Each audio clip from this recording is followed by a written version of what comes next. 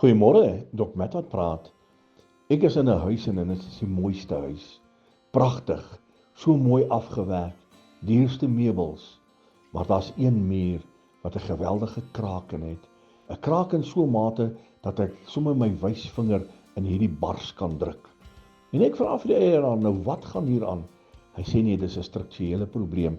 Onder in die fondasie is daar 'n probleem. Dit moet oorgedoen word.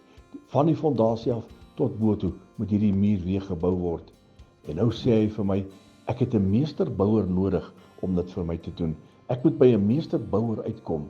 En as u vandag met 'n kraak in u mondering sit, as u sit met 'n kraak in u lewe, die meesterbouer, kom net by die meesterbouer uit.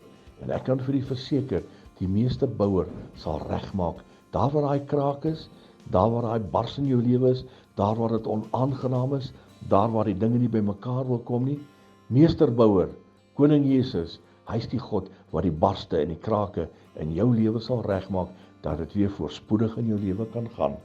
Gee jou krake vir die meesterbouer en hy sal dit herstel.